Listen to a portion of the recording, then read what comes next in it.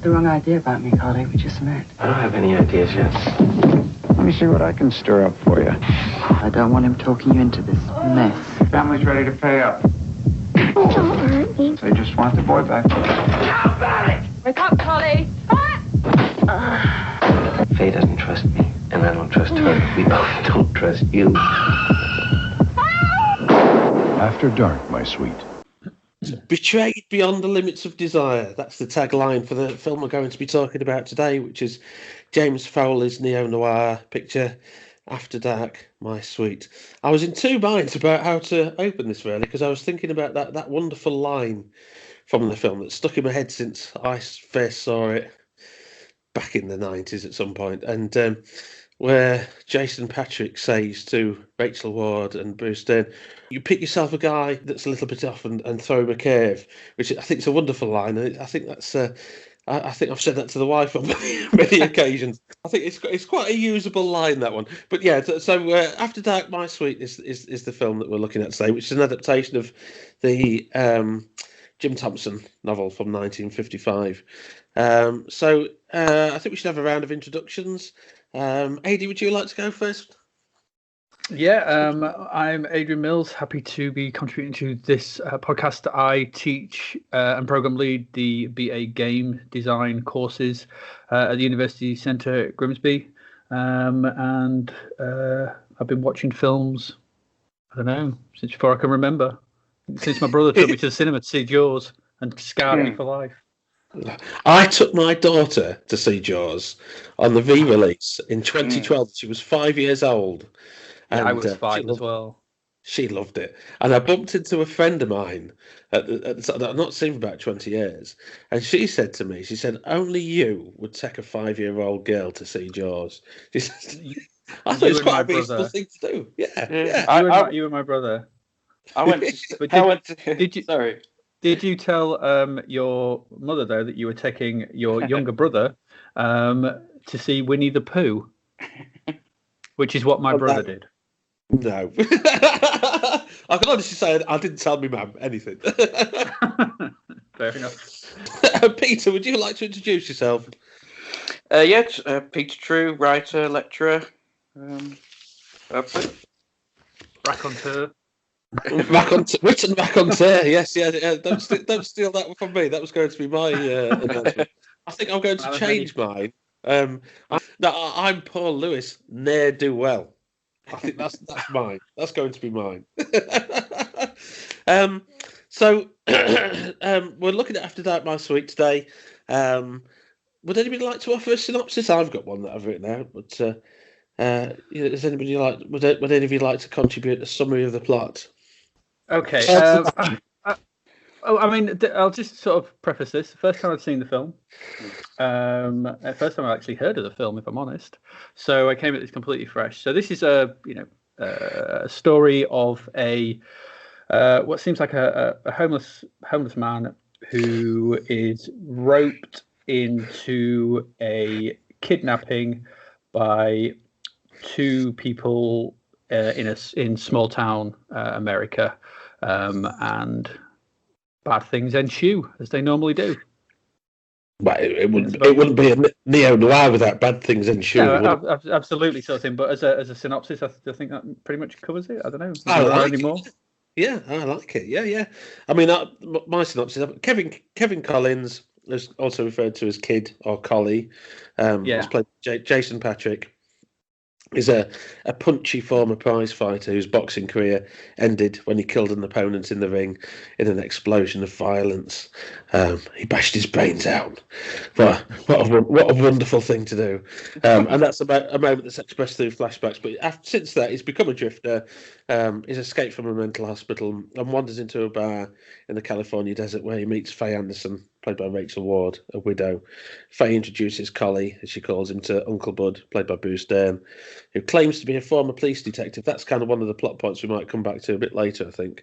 And he involves the former prize fighter in a plot to kidnap and hold ransom the child of a wealthy family. I think that's my synopsis. I like yours, AD, as well.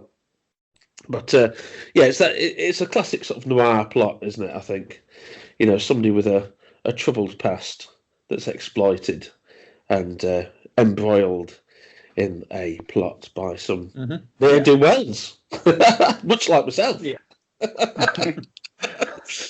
So I should clarify that I am not actually a criminal. I think that's good. If anybody's sort of on the fence, I'm not actually a ne'er-do-well of the criminal persuasion. That's exactly what a criminal would say. It is, yeah. Never mind. Does protest too much. Oh yeah, I'm a bit concerned about that now. People thinking that I'm, a bit like Uncle Bud, coming up with these plots. So, should we move on to talking about first encounters with the film? Ada, you said this is your first time, didn't you?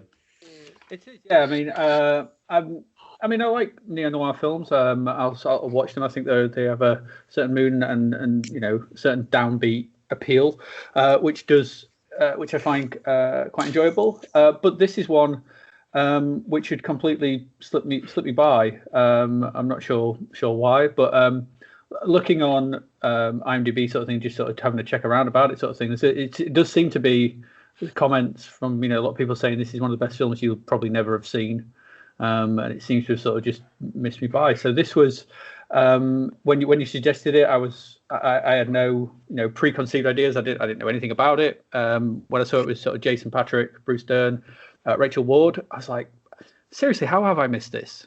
This is a strange one, sort of thing. But yeah, it was, I found it. I don't know. So yeah, this is my first encounter with this. So yeah. I think I don't want to go into too much more than that sort of thing until we actually discuss the more pertinent details of the plot and film itself. So that's fine. It's great. I think as you're right in saying it's sort of. I remember this being released, to be honest with you, and I'll come on to my first encounters a bit after Peter's, but I do remember this being released. I seem to remember seeing the poster up at the cinema. I think I was probably too young to see it at the time. I think it's an 18. But I do remember the ads playing on the television. I remember the TV premiere. I think it was a TV premiere. But it is one of those films that sort of it was not prevalent, but it was accessible. It was visible in the 90s, in the early 90s. In that period when neo-noir was a popular thing, and Channel 4 would have sort of regular screen or semi-regular screenings of neo-noir films, particularly, and things like Red Rock West and Jonathan Waston, Red Rock West. And which I rewatched last night, actually, Red Rock West, and that's a superb film.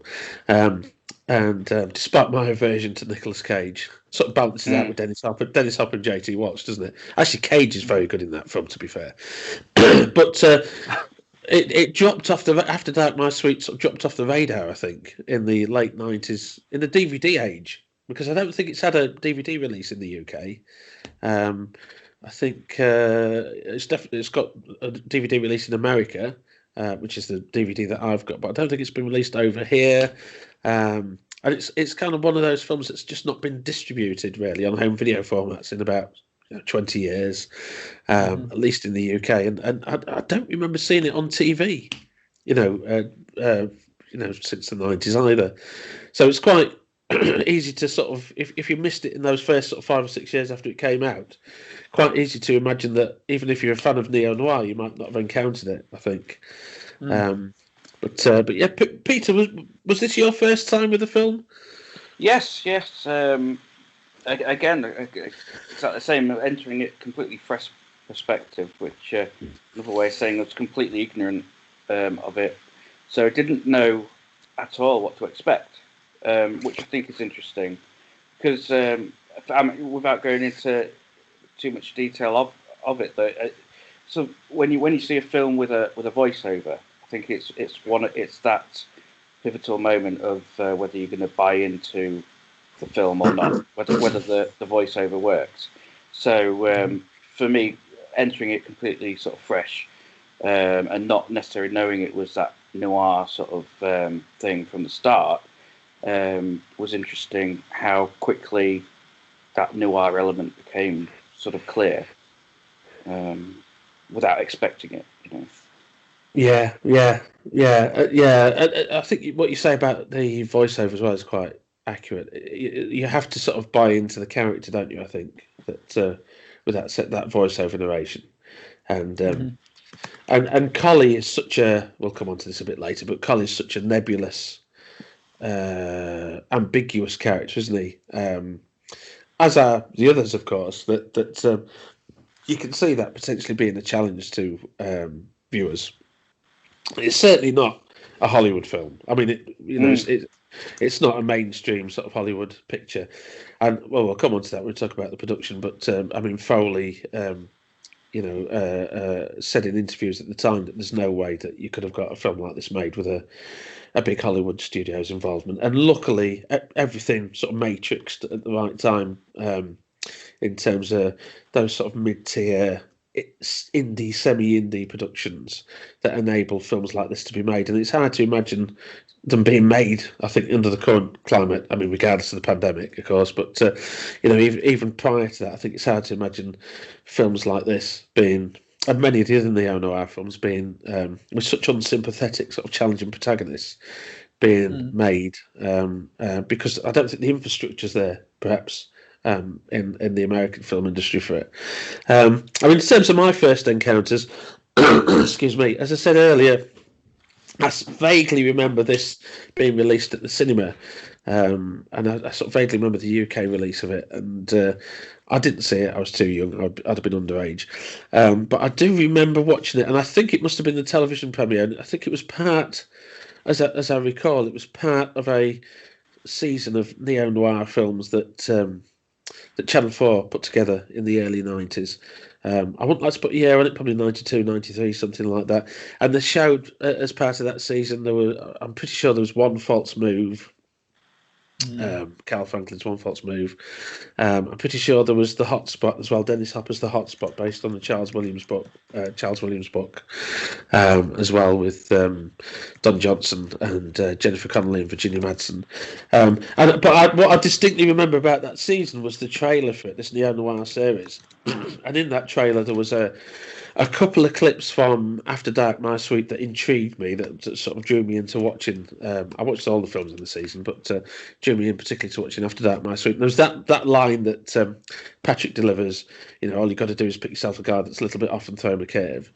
And the reverse zoom dolly, the vertigo shot as well. And they were in the trailer for part of this neo-noir season. I thought, well, that looks interesting. So I was eagerly awaiting to see what they were from. And of course, they were from After Dark, My Suite. And yeah, that was the first time that I watched it. And then revisited it a few times over the years, VHS in the 90s. And then, like I say, the American DVD in sort of the early 2000s, I would say, that came out. This was the first time I'd watched it for about 10 years. I used to show it as part of there's a couple of years where I had a bit more freedom in the sort of the curriculum and teaching, and I used to do a little bit on neo-noir, and this was sort of a Christmas treat. I would show this, or I think it was One False Move, very Christmassy films, you might say. Yeah. Tis the season for goodwill and all that. Certainly get you in the mood. Yes, it gets you in the mood for Christmas, doesn't it? A neo-noir. And but yeah, I distinctly remember showing this to some students, particularly one particular group, and they were sort of blown away by it. And it was nice. It was nice to have introduced them to it, and it's nice to introduce you chaps to it as well, I think. Well, sorry, Andy. You're saying obviously based on a 1955 novel. I again, completely unaware of this sort of thing. That's not something that I'm normally going to read. But does the plot of the film follow the book quite closely? Because I don't know. Is it something that it does? Does it? It is actually. You said you wouldn't read it, Adi, but it's an excellent book. I've just that noise, that banging about, was me just getting it off the bookshelf behind me. I have a Jim Thompson shelf. And, okay. I'm a big fan of Jim Thompson, to be honest with you. Pulp writer, but very astute. In his psychological understanding of people and the behaviours. It's a superb book. It's a quick read, but I've not read it for quite a few years now. I've read it 2 or 3 times, but the last time was about 2008, I'd say. But yeah, the narrative, the plot is pretty much identical, to be honest with you. Okay.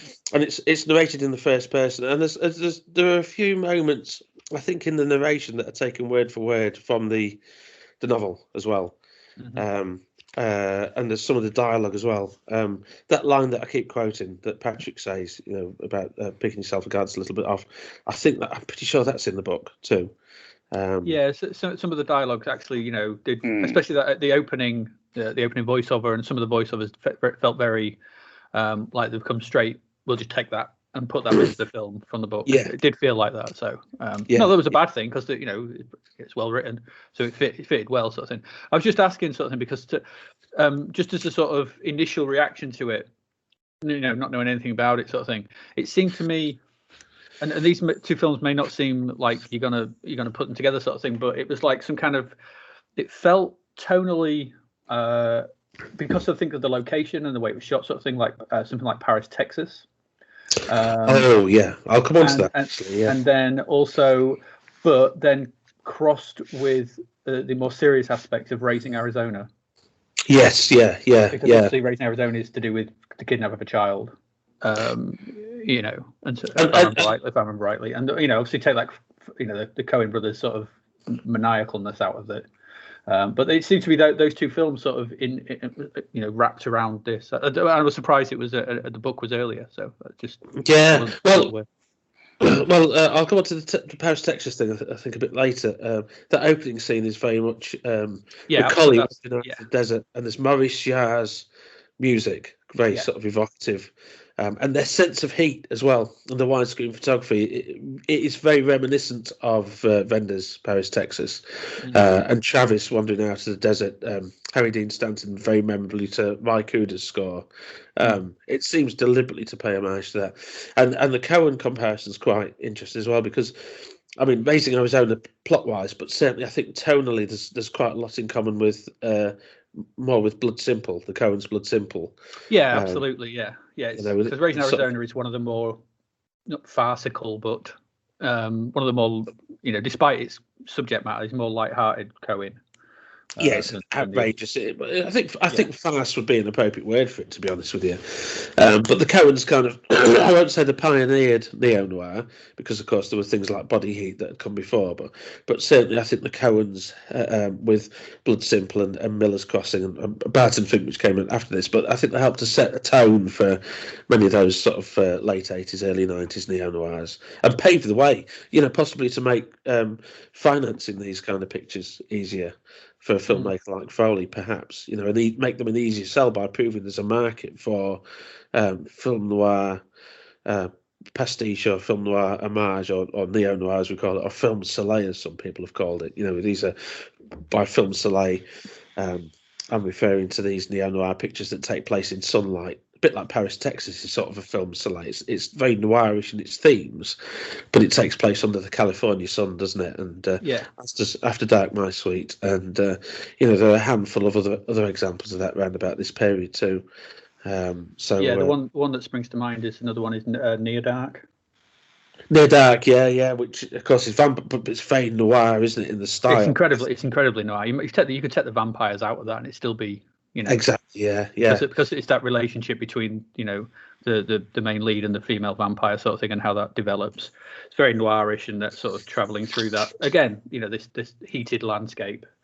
Exactly. I think visually for me, with that 90s element as well, and the opening scene in the desert, it made me think of a life less ordinary. Yes. Mm-hmm. Yeah. I think that's the valid comparison as well. Certainly, yeah. So in terms of the background to the picture, I've mentioned the source in the Jim Thompson novel, published in 1955.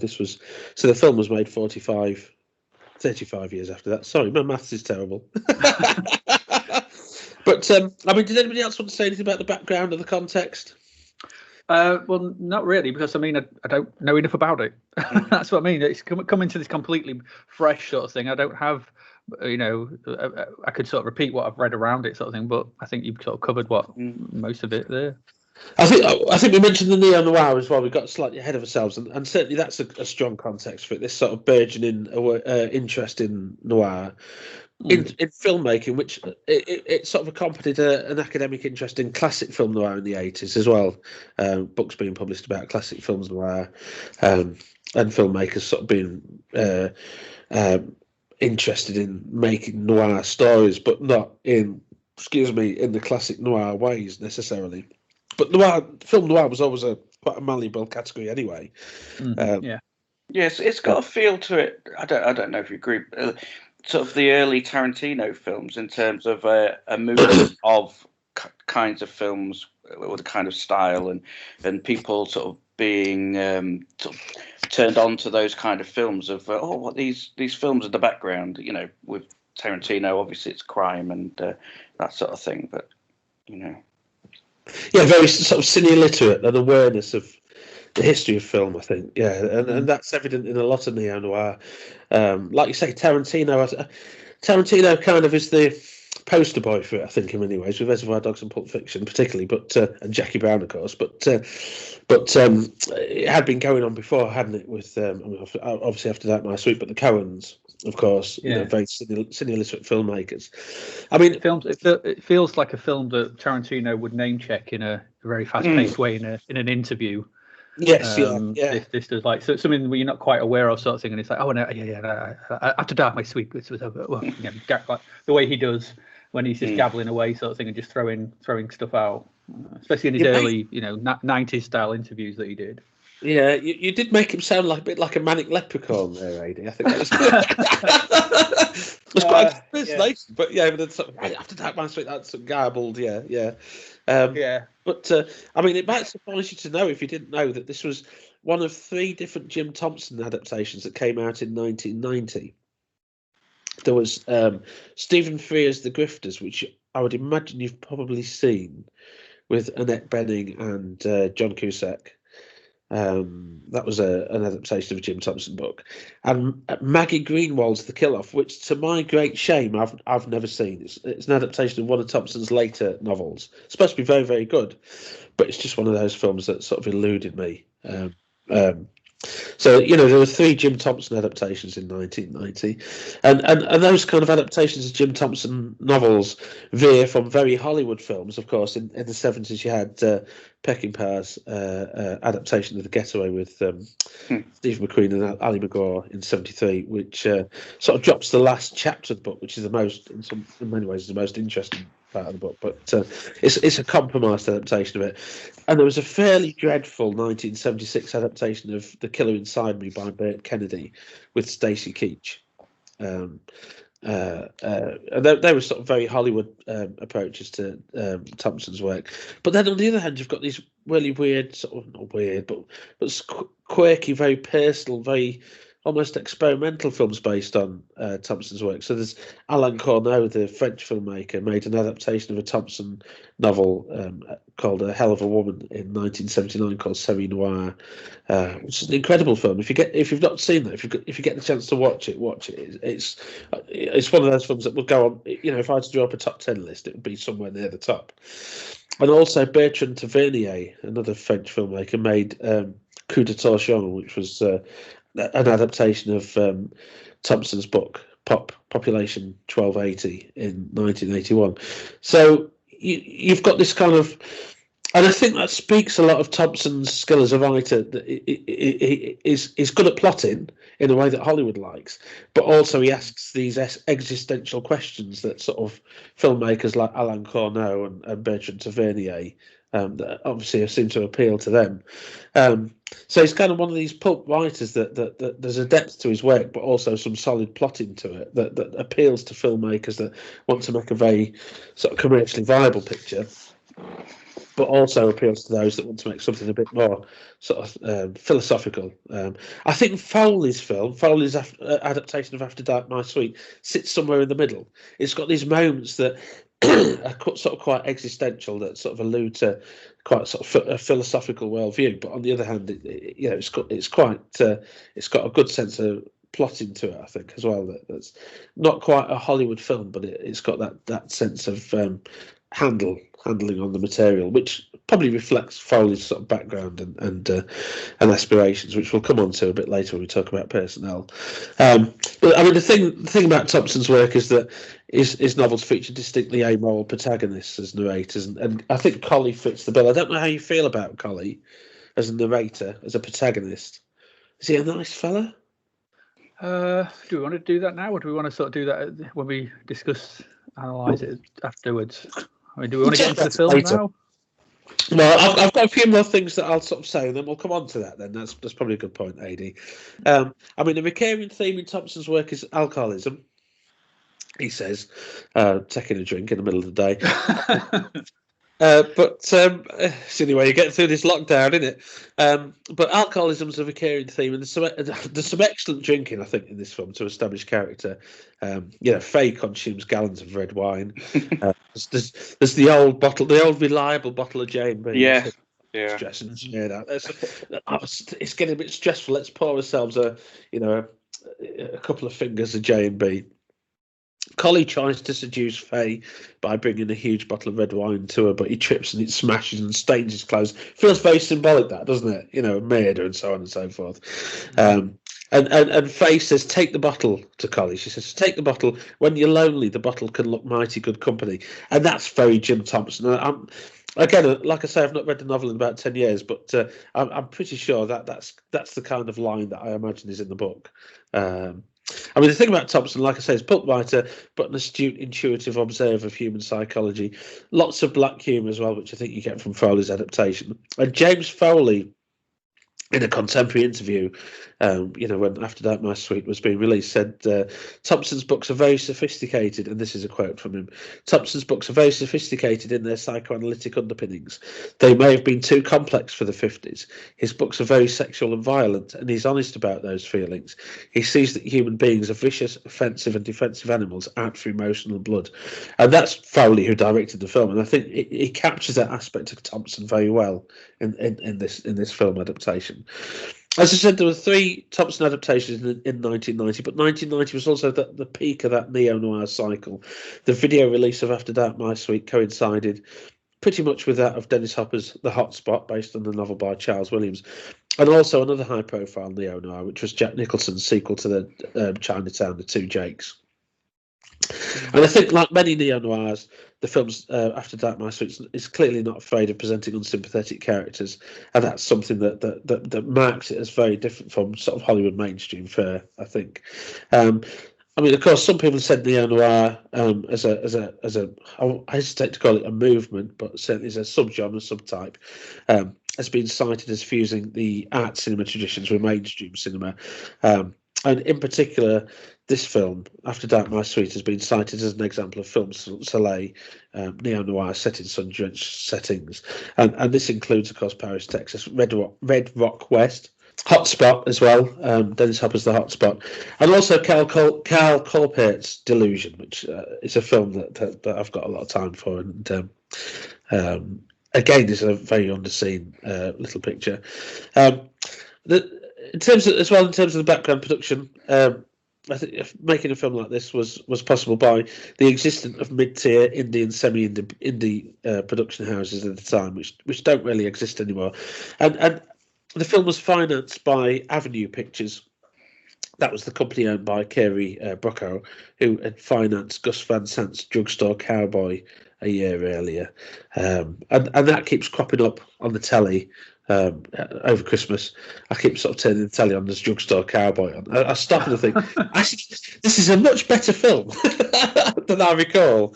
And he also had produced Alan Rudolph's Strange Trouble in Mind in '85 with Chris Christopherson, and Jim Jarmusch's Down by Law, another neo-noir in '86, and Alex Cox's Straight to Hell in '87. And in the 90s, he would go on to serve as the executive producer on Robert Altman's The Player and Shortcuts as well. So, and it kind of speaks to that period in the late 80s, early 90s of sort of indie, semi-indie films that had decent budgets as well. That had decent budgets that could be evident on screen. And I don't think that exists anymore, because you've got this sort of polarization of the tentpole blockbuster and sort of straight to video trash. Straight to streaming now, isn't it? Straight to streaming, yeah. There's been quite a few neo-noir stuff that pops up on Netflix these days, so I think it's quite interesting. Well, it had a bit of a revival as well, I think, in the mid-90s. I'm not saying necessarily these were particularly good films, but there's sort of Dolph Lundgren Steven Seagal, sort of neo-noir plots with a lot of action in them, straight to DVD. But yeah, Netflix is maybe because there was an adaptation of Devil All the Time, wasn't there? Which I haven't seen yet on Netflix. But that's a very sort of neo-noirish narrative, I think. I've read the book, but I've not seen the Netflix adaptation yet. The budget for the picture, After Dark, My Sweet, was $7 million. And Avenue Pictures' general aim was to make films for less than $10 million, and that enabled them to approach risky subject matter and hopefully make some sort of profit. But I think, again, shrinking avenues for distribution, other than potentially sort of streaming outlets, to perhaps put the kibosh on production companies like Avenue taking risks like this. But yeah, that's what I put. Those are my notes on the production background. Yeah, you've had to listen to me waffle for a bit. Hopefully somebody else will talk a bit. So, in terms of contemporary responses, did anybody dig up anything from any of the reviews at the time? I couldn't really find. I don't know whether it's just me, but I couldn't find a lot. There didn't seem to be a lot written around it that I could sort of pick up on. So I don't know. Did you find anything, Pete? Well, again, I mean, I haven't got them with me now, but I looked at those big phone book film guides, and there was a couple of mentions in there, and again, the commenting on the how Coley's sort of caught up with these heavy drinkers, and I don't know. I suppose yes, there was a constant sort of J&B bottle there, but it wasn't something I'd sort of, apart from obviously with Wade at the beginning. But I don't know. He doesn't. Dunn certainly doesn't pour a measure of a heavy drinker when he's talking to Coley. But yes, I think mixed reviews. And I guess, I mean, we'll come to it at the end, our sort of overall sort of feel, and I think it sort of matches my sort of take from it. Quite a mixed sort of response. Yeah, good stuff. I mean, I've put, I sort of looked at some of the contemporary reviews. Obviously, the film, I don't think did big business, but it got some good responses from critics. Patricia O'Hare in the New York Daily News said, and I think this is quite pertinent, possibly something we'll talk about a bit later. She says this is, although it's set in California, not Chicago, California. That's a drink getting to me, isn't it? But that was a joke. Please laugh. It's set in California. She says this is not chic Palm Springs, and there's not much else to do in this sun-baked town. Foley captures the sultry heat, the kind that saps energy to such a degree that sitting in front of a fan, waiting for night to fall, is usually the day's major excitement. And I think you get that from that scene in the bar, Bert's bar at the start, where Collie meets Faye, and they're sort of sitting in that bar, and that sense of lethargy inspired by the heat that sort of explodes into violence as well. I think that's captured quite well. David Denby's review in the New York Magazine said the characters are, and I like this phrase, constitutionally incapable of ever speaking the truth about anything. I think that's quite a nice phrase. That's a quote from his review. And he said particularly that Uncle Bud offers the character played by Bruce Dern. Uncle Bud offers a quote, an insinuating invasion of everyone's privacy with compliments and dubious encouragement. And I like that. I think that fits that sort of that character very well. Uncle Bud. I think everybody's had an uncle, a bit like that, or some sort of figure of authority that just likes to invade your privacy and make it look like they're encouraging you, but that's really shanking you in the back. And I can really relate to that. I'm sure we all can. Just looking on, IMDb, there's some high-rated reviews here, sort of thing. I mean, and the problem is, sort of thing, with reviews, it's like you kind of looking at some of them and you're thinking they seem like reviewing two films. Yes. I mean, I like Ebert's. I think Roger Ebert, his reviews always encapsulation is quite apt. One of the purest and most uncompromising of modern film noir. It captures all the lonely, exhausted lives of its characters. And I think that's quite apt for this. Yeah, Ebert really liked the film, didn't he? I think. Whereas Rolling Stone's Peter Travers says it's a hot-wired crime thriller that captures Thompson's flair for hard action, malicious wit, and fevered eroticism. Like, okay, Yeah, that's the film I watched.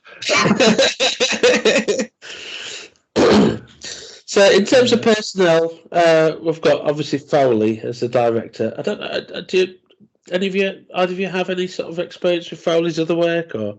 No, I'd be interested to hear about what else he's done. I mean, obviously his main one that I'm aware of was Glengarry Glen Ross.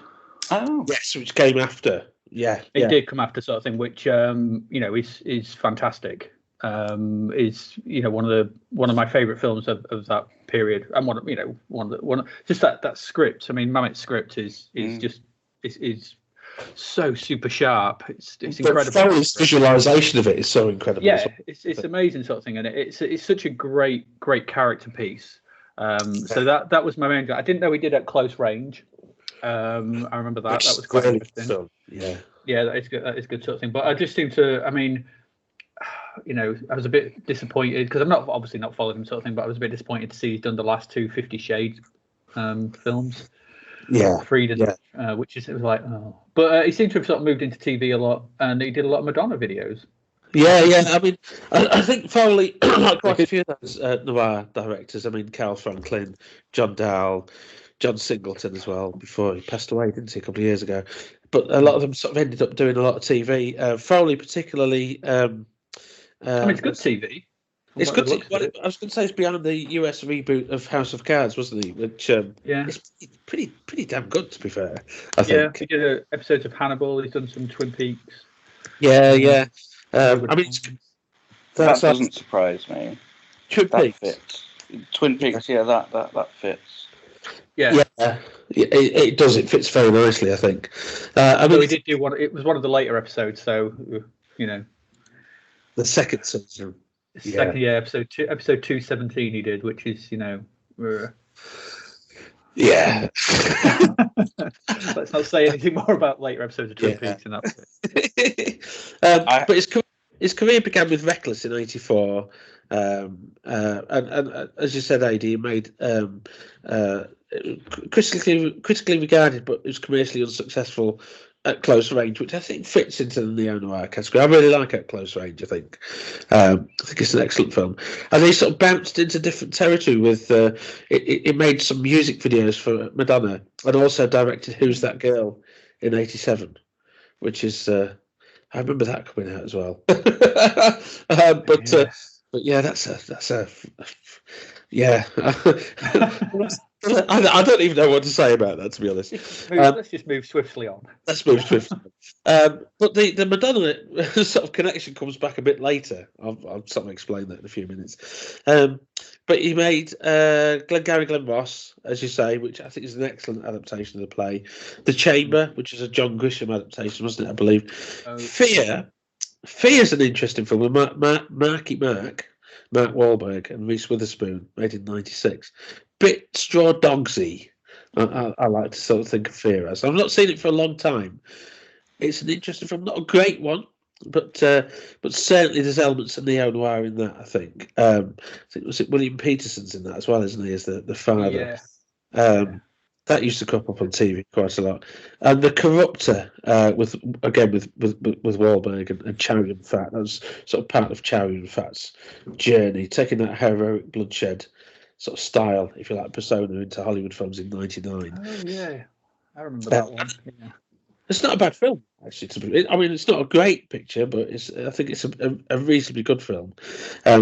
And that was kind of, I remember in the late 90s, I thought, those films that had Mark Wahlberg in them, I thought, Mark Wahlberg acting? But The Corruptor was one of those where I thought, actually, I can sort of see this. And along with Singleton's Four Brothers, which again is a sort of a reworking of The Sons of Katie Elder, the John Wayne Western, with Wahlberg as one of the brothers. And Andre Benjamin, isn't it, is in that, as well as one of the others. Yes, that's a pretty good picture. Again, by another sort of neo-noir alumni, you might say, Singleton in that case. Most recently, of course, the last two 50 Shades films, 50 Shades Freed and 50 Shades Darker, which, I mean, I don't know.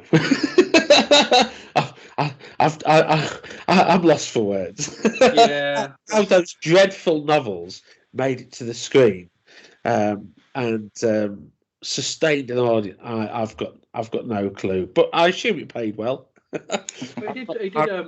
We did Confidence as well. Confidence is with Rachel Weisz and Ed Burns, Andy Garcia isn't that Dustin Hoffman, yeah, Paul Giamatti. That's a good film. I like that. 2004, I think, wasn't it? I've forgotten about that actually. But again, the House of Cards reboot, which I think is excellent. I mean, regardless of how sort of shade's been sort of thrown at it by the allegations against Kevin Spacey, I think the House of Cards remake is super. Up until the last season, was pretty darn good, to be honest. I mean, the Madonna not Madonna influence, but the Madonna connection carries through the cinematography as well, which is by Mark Plummer. And I think Mark Plummer's photography for the film, there's some lovely. It's obviously widescreen. I'm not sure if it's shot on Super 35 or not. I've got a feeling it might be, but certainly, it's intended for widescreen. And there's this lovely, wonderful photography of desert heat. And you get so frequently Plummer places Collie in the centre of the compositions, and sort of anchors these scenes by these kind of close-ups of Collie right dead centre. Very nicely shot, I think. Captures the desert light very well. Plummer's background, to go back to the Madonna thing, Plummer's background was in music videos. He'd shot Chris Isaac's "You Owe Me Some Kind of Love." I'm not gonna. I nearly sang the title of that. I'm not going to sort of torture you with that. And also Madonna's "Express Yourself." Express yourself. Don't do it, Paul. Don't do it. Famous stuff. It also photographed, and this might interest you, Salman King's Two Moon Junction in '88, which I'm sure you've seen. Let me just think. Don't deny. It's the 80s equivalent of 50 Shades of Grey, wasn't it? Two Moon Junction with Sherilyn Fenn. Oh right, okay. Yeah. I'm aware of that film. There is no shame in having watched Two Moon Junction, but that actually for a piece of sort of mid-budget grade B smut, which is what it is. It's a very nicely shot film. Two Moon Junction. What was the other one as well? The one where she was in the box. Oh, the Boxing Helena. That was Boxing Helena. That's the one. Yeah, that was David Lynch's daughter directed that, wasn't it? Yeah. And again, Twin Peaks connection, Sherilyn Fenn. He also shot the '92 indie film The Water Dance by Neil Jimenez and Michael Steinberg, which I haven't seen for years. And that's another film that I was sort of looking at his credits and thought, well, I remember that, but it's dropped off the radar. It's a very good film. And that was originally to have starred Jason Patric, and that was in '92. And he directed Kevin Spacey, who comes up again in Albino. He photographed Kevin Spacey's directorial debut, Albino Alligator, in '96, which is a pretty good film, to be honest, with Matt Dillon and Faye Dunaway. And also the US remake of Pulse, the Korean horror film in 2006. He photographed that. Another credit of Plummer's is Beyonce's "Crazy in Love" video, which is I mean, that video sticks in the mind, doesn't it? Do you know what I mean? It was in ubiquitous, wasn't it? Whenever it came out in about 2006. Yeah. But that's pretty much nearly. I think that's pretty much everything that he's done. He's got quite a compact career. Considering how well shot this is, and how well shot Two Moon Junction is, and how well shot Water Dance is, and Albino Alligator is, it seems strange that he's not done much more than that. There must be reasons, but yeah, and he worked on Armageddon and Alien 3 as well. Yeah, as a was it second unit or something second like unit, that? Additional photographer, international unit, and he's working on something called The Second City or something at the moment. Yes, yeah. Show Left on Earth. Or whatever. Yeah, I don't know anything about that, but I did see it on his credits, and I thought, well, at least he's still sort of doing stuff, I guess. What about the casting? Should we start with Jason Patric? Okay, Jason Patric is an interesting one, isn't he? I would put the thing with Jason Patric is that he's in my Christian Slater category. in the fact of like he promised a lot in the 80s and early 90s and never really delivered. Yeah. And I think he's done. He did probably maybe some more interesting films than Christian Slater did, but Christian Slater on the back of Heathers and things like that, and Robin Hood, Prince, you're thinking, oh great, we knew good action, a good leading man, and never really, and I think the problem was sort of again, pump up the volume. Pump up the volume. But the problem was that I think they both scuppered their careers with two really bad action films in the 90s. With Speed 2 and Broken Arrow. Yeah. And I think, but Patric is interested in this. He's a bit more, I like his depiction of the character. I think he's good in this, but he never, I don't know what it was sort of thing, poor career choices, but I always thought he was going to do more than what he did. Yeah, I think you're quite right in saying that Slater and Patric tried to expand the palette a bit with action films, and I mean particularly Patric, Speed 2, Cruise Control. I don't think anybody came out of that film looking good, did they? No. Possibly Willem Dafoe. People still look at his performance in that and say, "Oh, wasn't he good as the villain in that dreadful film?" But likewise, like you say, Christian Slater with Broken Arrow, which nobody sort of remembers well, do they? No, it's awful. But these were both actors that they weren't. I won't call them character actors because they were sort of in that slick sort of pretty boy category, weren't they, in the late 80s? But certainly they had character type roles, didn't they? And Patric, of course, had played in The Lost Boys and also The Beast of War, that film about the Russians in Afghanistan, which is quite an interesting picture, I think. And he was Slater. With True Romance as well. He's good in that. Yeah. In his Interview with the Vampire, did some interesting films, and then you can see the drop off if you look at his Boston Broken Arrow. Just seems to kill it. I don't know. Yeah, and I think that sort of reflected a shift in Hollywood, didn't it, towards sort of these big action films. I mean, even Nicolas Cage with Con Air. These actors in these kind of pictures ended up working in action films in the 90s, and Tom Cruise, who made that transition in the 90s, is still doing it, isn't they? With the Mission Impossible pictures. Absolutely. But I mean, Patric was the son of Jason Miller, who played in The Exorcist, as you probably know, and he was the grandson of Jackie Gleason. He was only 23 in this, which sort of strikes me as, I don't know. I see Collie as a bit older. I think 23 to me seems quite young. He didn't seem 23 in the film. No. Definitely feels older. He definitely feels much more sort of well-weary, doesn't he? And the following year, he was cast in Lily Finney Zanuck's Rush, which is a good film, isn't it? I think Rush. That's an interesting picture, but I think he plays that character quite well. In After Dark, the punchy ex-boxer. His gait's very defensive, isn't it? He's sort of hunched over. He's carrying that paper bag about with him, and that under the brow gaze, which sort of communicates his how unstable he is. And his body language is quite clumsy as well, like an overgrown child. I think it's quite a good performance, I think. In many ways. I don't know, Peter, what do you think about that? Yeah, well, I'd sort of, especially in the beginning of the film, I had sort of consider Patric and Ward together, that you couldn't accuse them of like any chastity or naturalism. For me, it's like it seems very theatrical. I think Patric hams up his sort of shuffling gait, like as if he's got a rock in his shoe, or Lon Chaney or Ratso Rizzo riding on his back. It's very, for me, it was, I'm playing this character that's got this physical quirk, and with the dialogue between Patric and Ward, especially at the beginning, it just seems deliberately sort of tread the boards clear, sort of that verbal sparring is very theatrical.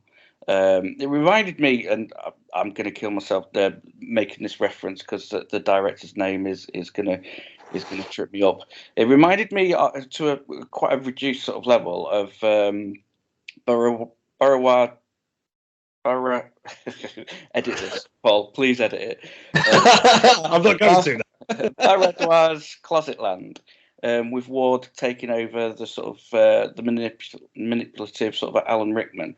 So obviously not on that level, but the there's a clarity of the delivery of their lines. It's very two-man piece on stage. You've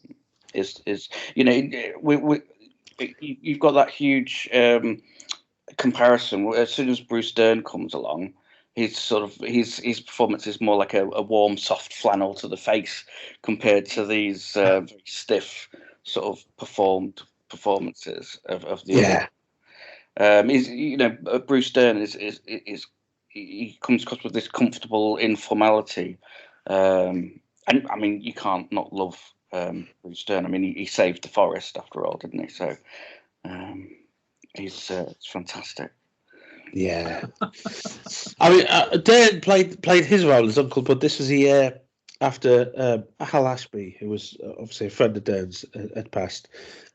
And Hal Ashby had directed Dern in Coming Home, in which Dern, who was, of course, we know is a very left-leaning actor politically, had played a very right-leaning character against John Voight, who's a very right-leaning actor playing a very left-leaning character. It's a wonderful bit of casting in Coming Home. That's a great film. But, I mean, Dern's career at this point had evolved. I mean, at the start of his career, he'd played largely villains.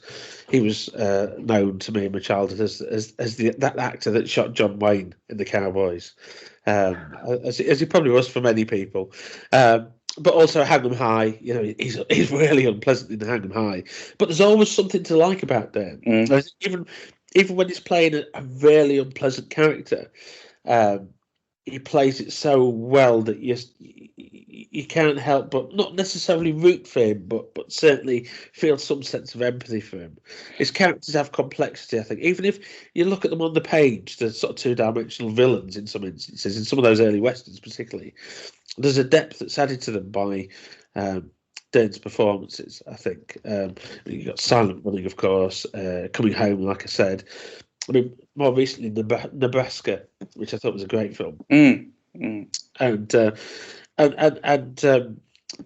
you get the sense, I think, with this picture, his performance as Uncle Bud, that Bud knows that this is his final sort of shot at wealth, not greatness, but his final shot at something. And I think that's kind of, he sees in Collie that opportunity to do this thing, achieve this this goal that he's had stewing away in the background for a number of years. The New York Magazine review says that Uncle Bud is quoted here, threatening in a vague, elusive way, and I think that sort of hits the nail on the head. There's a lot of periphrasis. He talks around the issue, and he's sort of offering these vague threats. And, well, I know a few guys on the force, but he never gets to the heart of what it is who he is that he knows, or how he intends to achieve this thing. But he allows the rhetoric, if you like, the pleasure of the rhetoric to sort of offer these vague threats or these vague plans and so on and so forth.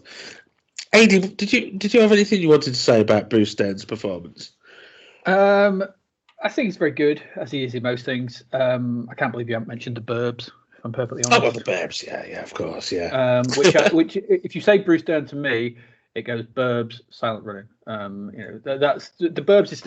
I don't know why. So I think it's because I watch it so often. It's always on, and I always catch it, and I'm like, you know what? I'm going to watch The Burbs again. My partner despairs of me because she must have seen it more than she ever wanted to.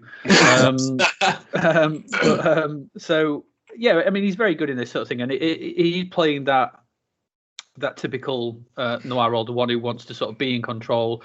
It's a bit of, I'm not sure to say, a sort of stereotype of the a cliche of the sort of the genre itself, of the, like you said, this is our one last chance to be out and on our way, and the sort of person. The thing I got from his performance sort of thing was that he's very good at sort of portraying someone who thinks they know what they're doing, but turns out underneath sort of thing that it's a bit of a sham, similar to similar to The Burbs as well.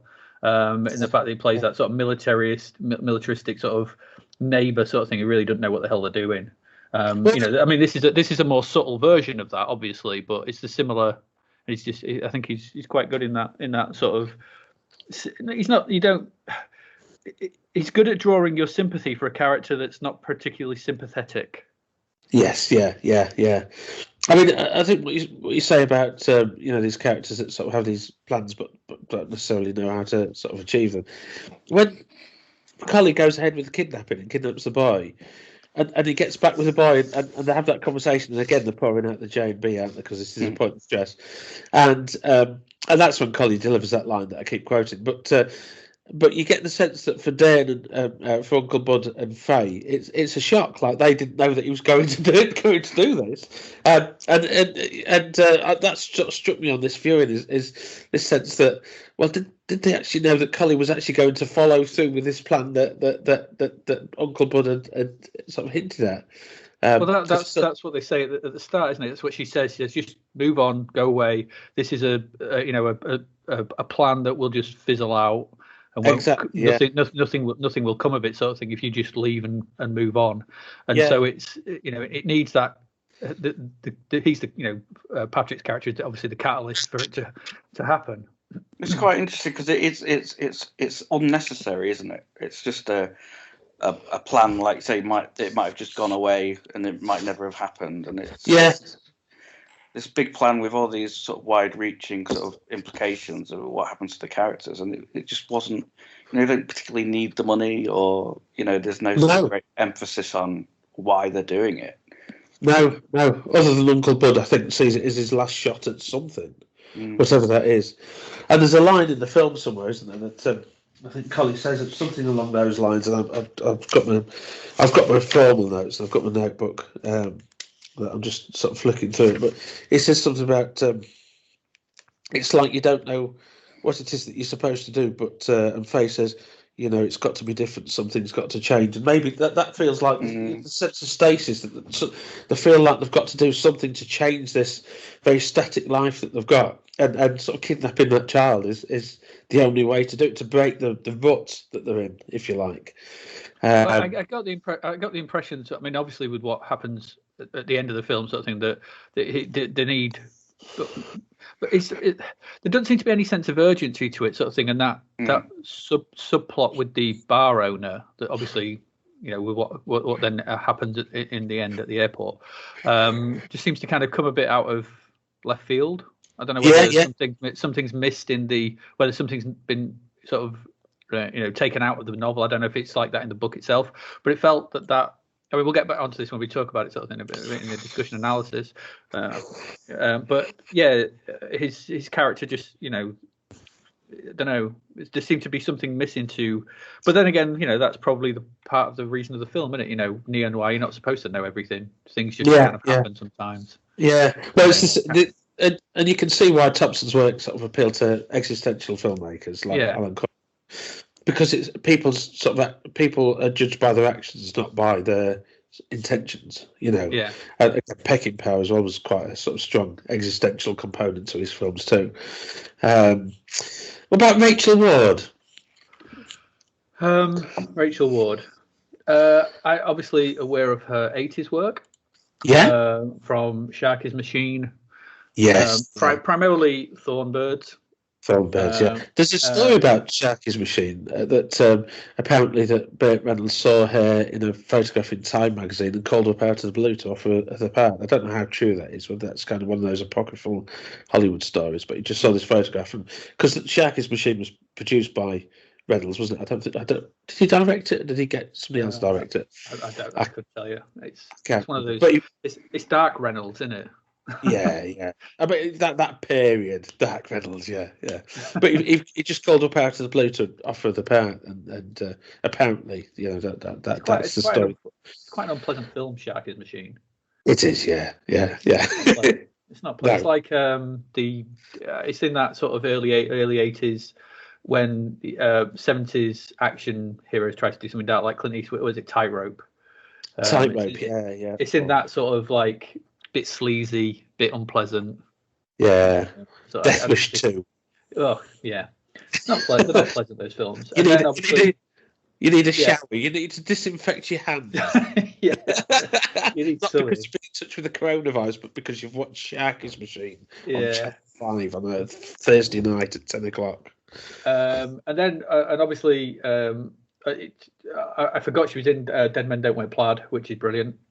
Yes, that's a great film. And the other one was Against All Odds. Aside from that, that was right. That's what pretty much I knew about Rachel Ward. She was like, as far as I was aware, sort of thing. I think she was a model. Was she a model? I think so. Sort of Australian model sort of thing. Is she great in this? Don't know. I think some of her lines, especially when she's trying to act angry towards the end, sort of thing, just don't. The lines are not delivered particularly well. I don't think. I think you're right. I think you're right, Pete, in what you're saying. Sort of thing. It felt stagey. It didn't feel naturalistic in comparison to someone like Dern. I don't know. I remember one of the reviews I did read. I think she was sort of held out as the weak point of the film by this particular reviewer. That he sort of I think he said that she didn't play a particularly effectual femme fatale character. That she wasn't strong enough. Yeah. I mean, I don't. The performance is okay. I just feel like she's just not right for the part, personally. I think, and that's kind of one of the weak links for me. Is like you say, some of that delivery at the end's a bit stilted, and I don't think it's the performance. I think it's the juxtaposition of accents. I think. Yeah, quite possibly. I think the performance is good, but I think she reminds me a little bit of Kelly LeBrock in Hard to Kill. It's Kelly LeBrock in Hard to Kill, wasn't it? The Seagal film. I can't remember. I've wiped that film. Probably for good reasons. Yeah, but it's the sort of the harsh juxtaposition between these. The sort of southern accent that sort of California West Coast accent that Patric adopts and Dern's, and then you've got Rachel Ward, who's, I think she's English, isn't she? But she's spent a lot of time in Australia, so she's got this sort of weird English Australian accent, and it just seems out of place. And that's not to criticise her, but I just feel that if it had been an American actress in the part, I think some of that dialogue would have flowed better. And I think it's just that the contrast to those accents there. I mean, you're right to say Against All Odds that she works very well in that picture. I think against Jeff Bridges and James Woods, and after this she worked on a lot smaller projects. Most recently, I was surprised to see that she provided the voice of Peter Rabbit's mother in the 2018 film, which, I mean, I had no clue. I saw that at the cinema with the kids, and I had no clue. Watched it over Christmas again, actually, because I think it was on television. I had no clue that she did that until I sort of looked at the credits on the IMDb. But yeah, I think if anything, I think she's a bit of a weak link. She's sympathetic in the role, but I don't buy her as this sort of femme fatale. I don't. Yeah, think. It's like you'd probably want someone like what's her name? Melanie Griffith. No, I was going to Kim Basinger. Like in LA Confidential. Yeah. That to me is you wanted somebody, like you said, naturally American. Yeah. To sort of pull that all together, sort of thing, or I don't know. There were some good moments. I think I liked her more at the beginning when she's sort of this, the lure, when she's this sort of drinking and just and she's just trying to sort of a bit not innocent but sort of thing, but just trying to sort of be this sort of person, not sure where she's going and doesn't really want to get into this situation, but she's kind of falling into it. But it worked quite well then. It was just once it all started happening, I think there's that break in the middle where she finds out who he is and then disappears off. It's from that when she has to have this sort of different reaction to him that doesn't play well. Yeah.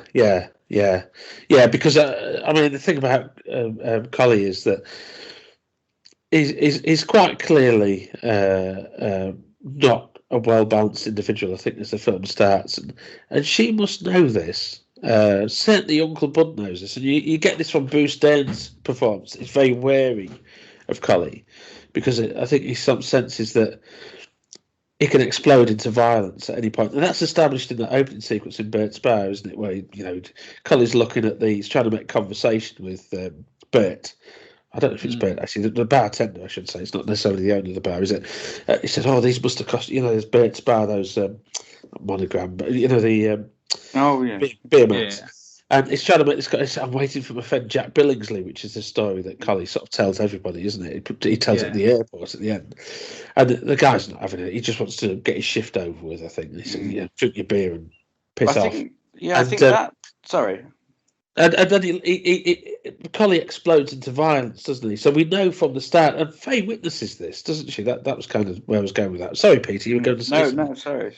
But I think it was that scene with him sort of endlessly trying to spark up a conversation, sort of desperately, just sort of rambling. First with the bartender, then with Ward's character.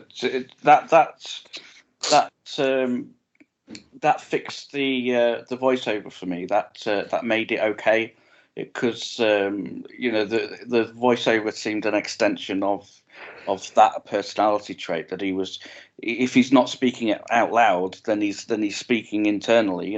So that's when the narration sort of fit for me. I think that's a really good point, Peter. I think we're sort of getting into the analysis now, so I think we'll probably sort of segue into that. But I think that's a really good point, Peter. So, I mean, did any of you have anything particularly you wanted to say about sort of the contents of it?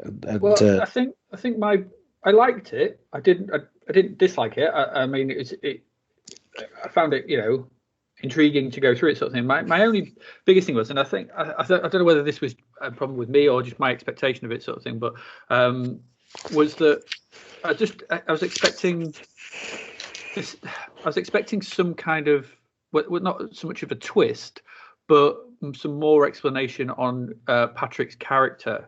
It seemed to me, watching it, sort of thing, that everybody already knew him. Like the doctor, like Uncle Bud, like the way they were sort of talking to him, and they were like, it almost felt like, because with his mental impairment, sort of thing, that his lack of memory or something had happened in the boxing fight, whether he was already part of their lives but couldn't remember. I mean, didn't know, and that never sort of followed through. So it I know that this is noir, is these drifting characters that kind of sort of hit off each other, and there's no sort of fixed time. The connections are just in the moment, sort of thing. But I don't know whether there seemed to be hints that there was, like the way the doctor spoke to him, like seemed to know him, and it was like, well, do you or don't you? Well, the thing about Doc Goldman as well is, and that's a great performance, I think, from George Dickerson. It doesn't fit with the rest of the film. I remember when I first watched it, was that it felt like it stepped in from another movie. That's exactly what I was going to say. I mean, immediately he recognises things about Collie as an escaped inmate from a mental hospital. And I remember the first time I saw the film, I thought, well, is Doc Goldman a real character? Is he a figment of Collie's imagination? Because up until a certain point, no other characters seem to interact with him, do they? He meets him in is it a diner or a restaurant? Diner, isn't it, I think? Diner, And then he sort of texts him in. I don't know how long he's supposed to be staying with Doc Goldman. This is in the book. I mean, I vividly remember these chapters from the book, because you get the same impression from the book. And I think Foley's adaptation sort of handles that quite well. He says he's trying to help Collie, but is he? I mean, he's in acts of kindness in Thompson's world, Jim Thompson's world, and in this film, sort of always seem to come at a cost, don't they? So it's kind of when Goldman's offering to help, you think, well, what's he after? Is he is he a predator of some kind? He sets him up in the place. Yeah, there's quite a sort of that sequence in the house, in the bedroom, where he's lying there with his top off. It's quite some sort of homoerotic sort of subtext and tensions there, quite clearly, sort of thing. And you need to come back, and then a bit in the sequence in the car as well, when he drives out to see him. I don't know. It just seemed to hint at like other connections between the characters that never seemed to pay off, which I felt, I don't know, maybe that was, like I said, maybe I was expecting a sort of more formulaic twist. That was my, me bringing something to the film that wasn't ever going to be there. I don't know. Yeah, I think that doc, the whole thing, it was quite strange. And I think in that scene in the bedroom, I think there was an off-screen sort of touch to the leg or something that implied, and I think that's when the sort of violence starts to erupt, and the idea of him stay around for a year, see what happens, sort of thing. But I remember there was a bit where it was almost as if Coley had sort of stepped out of the movie where he goes to see Doc again. And it's like he stepped out of it with all these sort of other things going on. He stepped out to talk to this, the sort of self-analysis element sort of to it, and then comes back. And that was when I started to think, is Doc really there? Is he a figment of his imagination, or is he some sort of function? That's not as straightforward as it seems. Yeah, I mean, I think that performance by Dickerson as Doc Coleman is great. I think it's so sort of ambiguous and so nebulous, and the way that he delivers his lines, it's almost like sort of Twilight Zone. It reminded me of Peter Lorre. Yeah, he's got that sort of look to him, hasn't he? That sort of slightly sleazy, but yes. You feel bad for calling him sleazy, don't you? Do you know what I mean? Yeah, but there was something like uneasy about him. Like there was definitely some ulterior motives that he was, he did. I don't think he had Colley's best interests at heart. That's what I got from it. Yeah, he seemed to be like a doctor, a psychiatrist from a Cronenberg film or something. Yeah. It feels like Hal Vaglen in The Brood. Oliver Reed's character in The Brood. Is it Hal Vaglen in The Brood? But Oliver Reed's character in The Brood, or you've got the doctors. Was it Shivers and they've all got these ulterior motives. A bit like a J.G. Ballard sort of character, isn't it? Yeah. I mean, there's that great line that he says, "You see, my friend, your judgment just isn't good." And I think going to stay at Doc Goldman's place is evidence of that, isn't it? But there's kind of, I mean, he must be a real character because Coley breaks the Doctor's trust later, doesn't he, by breaking into his home office and stealing the instrument to give that to the boy that they've kidnapped, when the boy looks like he's because it says on the radio as well, sort of thing, after when he goes to the house and Coley stabs him. Spoilers alert, sorry. When he stabs him, that there's does he? I think he punches him in the a single blow. Does he punch him? Yeah, I mean it's quite. I mean, if he'd have stabbed him, I think it would have been less unpleasant. But he uses his skill as a boxer, which has been established in those flashbacks. Right. Yeah. But it's mentioned on the radio, isn't it? When he's in the car. Yeah. When they're driving away at the end, sort of thing, that they found the body of the Doctor. So he's clearly a real character. Yeah. Blow to the heart at the bottom of his rib cage. Yeah. And that's kind of is because at that point Colley's trusted the Doc. I mean, we see him as a bit sleazy, but I don't think Colley sees him in that way. That sort of murder, and he knows what he's doing. As a boxer, he knows that punching him down is likely to kill him. It's quite unpleasant, I think. That's kind of one of the most unpleasant murders in neo-noir, I think. And it feels very much to me, I mentioned about sort of Jim Thompson's fascination with psychiatry, but it feels like a very sort of Oedipal thing, like a symbolic killing of the father. And that's something that crops up throughout the parent-child relationship. Is something that crops up throughout, because of course he kidnaps that child from that wealthy family that's sort of neglected by his parents, and in many ways there's this sort of Oedipal thing bubbling underneath with Faye and Uncle Bud, and Uncle Bud is this sort of figure of authority. I don't know what Faye's relationship with Uncle Bud is. Is it sexual? I'm not quite sure. And Colley sort of his appearance disrupts this. And she talks about a deceased husband, who you infer was quite older than her. And she says, he's dead, Kevin. He's gone to hell. And why? What has he done exactly? We never know this. But Colley's so childlike as well, and he sort of intrudes in this. And when he kidnaps the boy, he sort of treats him as an equal, doesn't he? They're almost like two children talking. He says, "I'm not going to let you come to any harm," doesn't he, to the boy? He makes that promise to him. And then he and Faye become like surrogate parents, but Collie's like a child anyway. And then when he murders the doc, it's like killing the father. It's very Oedipal, I think. You know, and not in a way that sort of you point it and go, oh, this is a very Oedipal example of sort of film noir or neo-noir, but it's there bubbling up under the surface. This relationship between sort of patriarchal male authority and sort of violence and exploitation of Faye, and Faye's vulnerability as a widow, and Uncle Bud's sort of position in that. What exactly has Uncle Bud done? What's his relationship with Faye? He's round the house a lot. You know, what are his intentions there? Collie comes in, he disrupts that. Doc Goldman's got this kind of weird fixation on Collie, which, as you say, Pete, is very sort of feels very homoerotic, doesn't it? Even if it's not there in the text, I think it's in the subtext.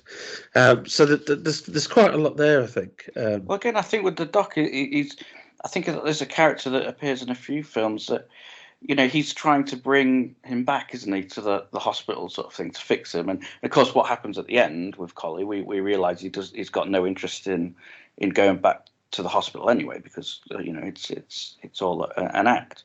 But I suppose like in The Long Goodbye with the doc that comes back, it's obviously very different. Oh yeah. I don't know what he's called, but he's the little guy from the Blues Brothers, isn't he? The neo-Nazi. I can't remember his name, but yeah. But again, it's that weird relationship of, you know, I'm coming to your home to bring you back. Come back to the hospital. You know, everything will be all right. I'll look after you. Yeah. Is that altruistic? Is it self-interest? And what's the motivation for that? And so on and so forth. There's a lot there. I mean, what did you think about the setting as well? You know, the setting in terms of location and time. Did anybody have anything that they felt about that particularly strongly? I mean, not much more than what I said earlier with its sort of allusions to, you know, early other film stuff. But I do, you know, those I find it quite interesting sort of thing. I think one of the most interesting parts sort of thing is that the way he just emerges from a cave at the beginning. Yeah. Which is, you know, quite unusual way to start a film, and does that sort of long sort of.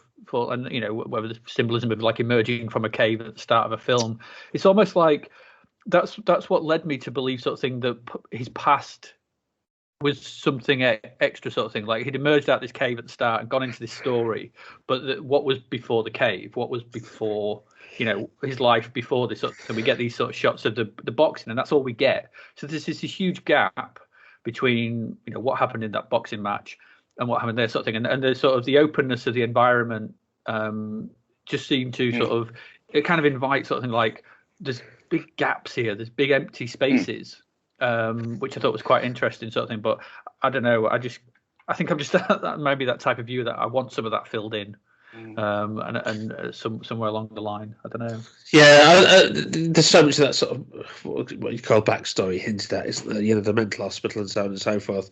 And I think because that's not made concrete, it's ambiguous, isn't it? And how much of what he says about himself, like you said, Pete, he says,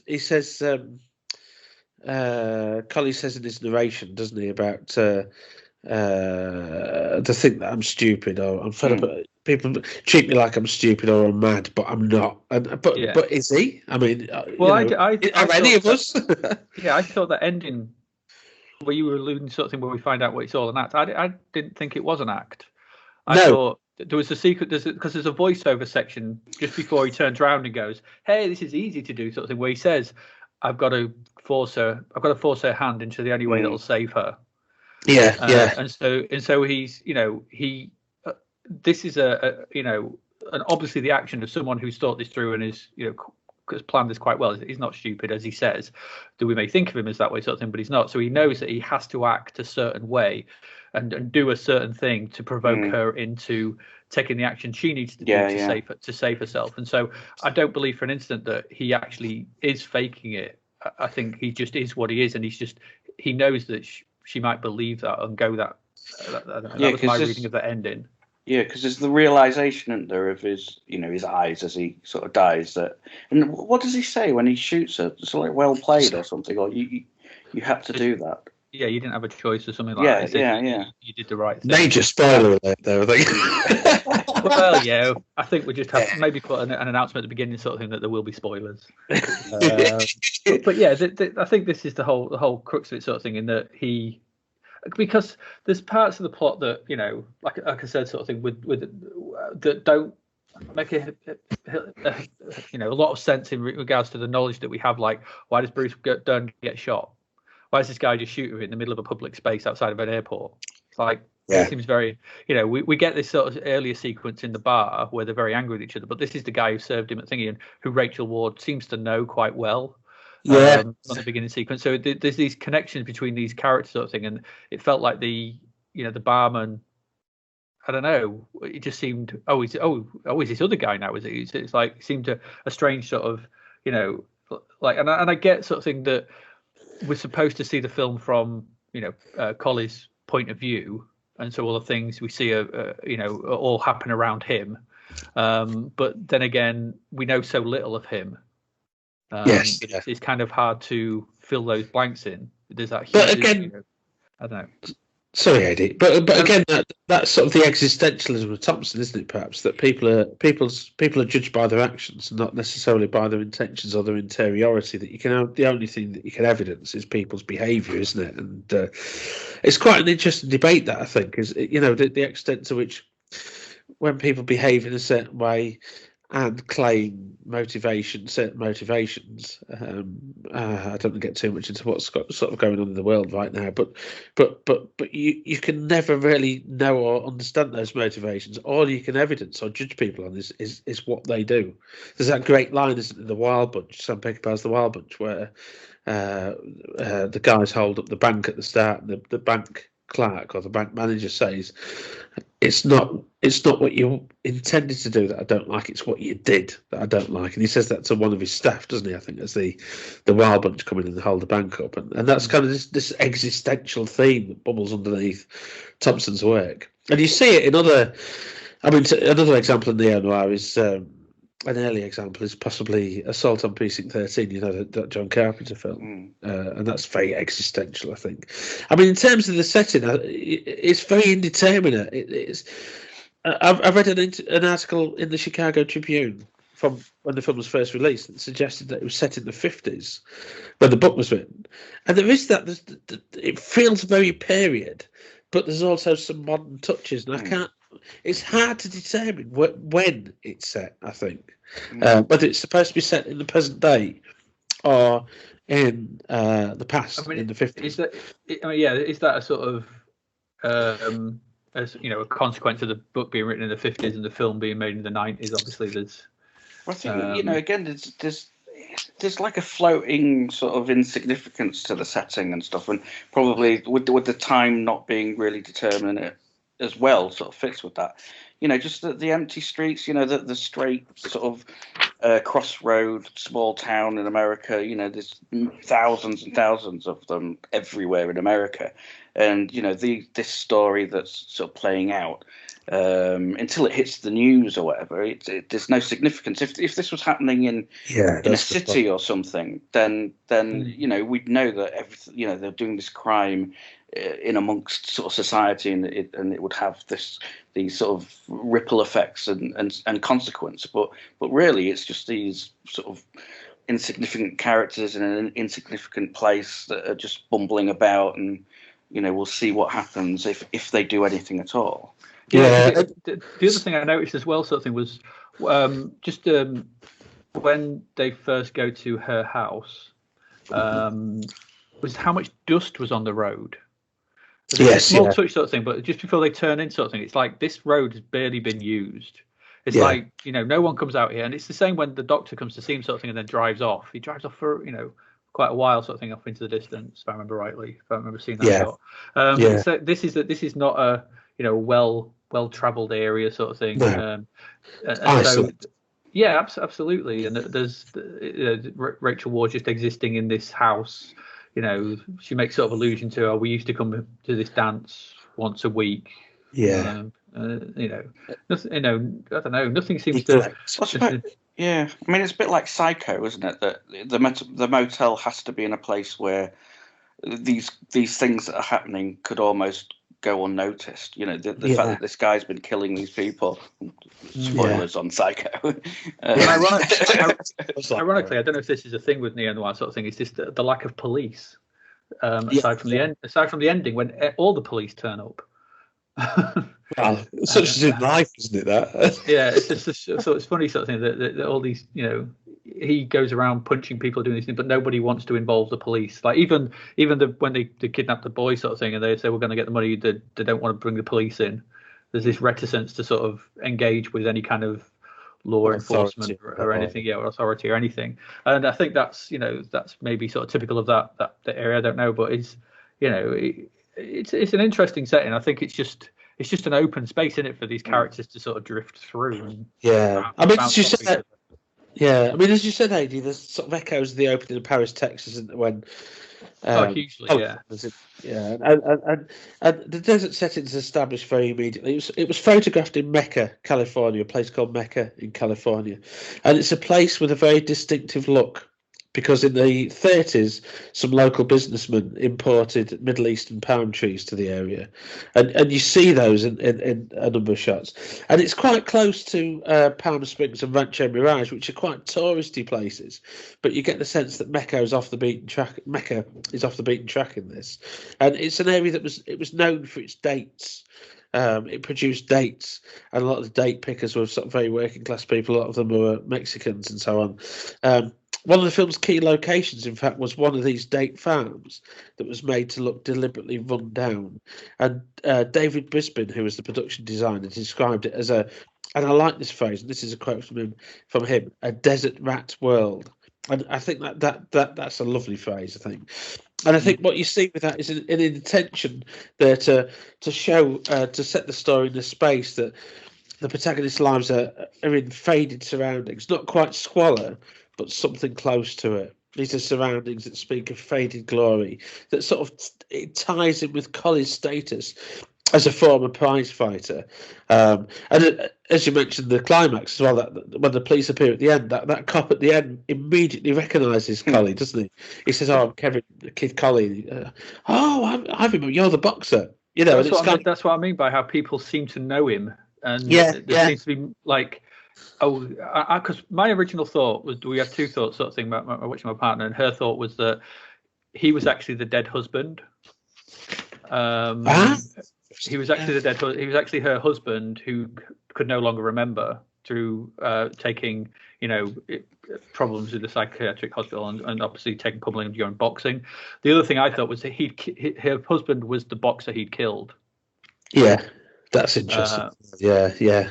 And there's so much ambiguity, isn't there, that you can sort of construct these narratives, I think, about. Well, there's a point in the fight as well where obviously the two white boxers and they're obviously sort of lathered in sweat and their hairs, or where it's at some point I was thinking, hang on, is he beating himself up? Is that was it a double? Sorry, that's interesting, Peter. Sorry, it's just like almost like violence against the self, isn't it? Because of course these are flashbacks, so they're not necessarily the truth of what happened.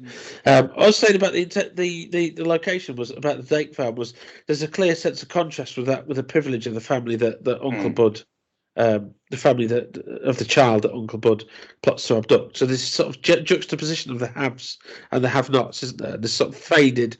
Most people seem to be living in faded poverty or faded glamour. Or a future that has no promise, but a past that probably had plenty of promise, as opposed to this family that seemed to exist in sort of quite from the news cuttings and from the school that we see, a position of wealth, which probably is the motivator for Uncle Bud's sort of this last whatever he plans to do, this last sort of stab at the world. That he probably doesn't need the money. But he just wants to sort of punch the world or hit the world back. I think, again, it's like that anonymousness of the town and the people in it, that they don't really make any impact on the world. From the point of view of the haves. When Collie goes to pick up the child, no one recognises the fact that it's a different bloke. they're all calling him. Hat, sunglasses, and they don't pay attention to poor people. This is the thing, isn't it? They don't pay attention to working class people. So, the chauffeurs come, and it's a completely different fellow, isn't it? Yeah. I mean, in terms of the boxing match, you've got those flashbacks. Those seem very influenced by, and I'm sure you've seen Raging Bull, but very influenced by those kind of, especially the Sugar Ray Robinson fight. Because you've got those close-ups of Patric's face, the central composition, the slow-mo.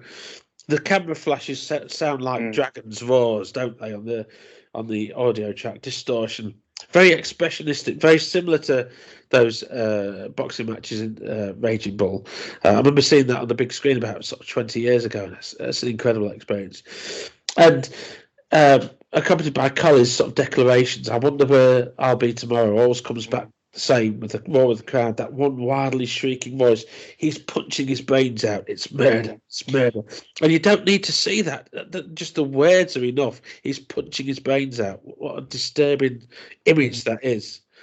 Yeah, I mean, there was a few things that I wanted to sort of say about the sound, a little bit later or whatever. But I think with the sound and the way it's shot, that opening boxing match, it really reminded me of Highlander with the wrestling match, and the camera flashes and in some of the camera flashes as well, you can see that there's nothing that you can't see the crowd or anything, and I suppose that's a little bit like Closetland as well. That it seems a construct, that it's not a real setting. It is a disturbed, sort of slightly unreliable sort of flashback. That it is in the mind.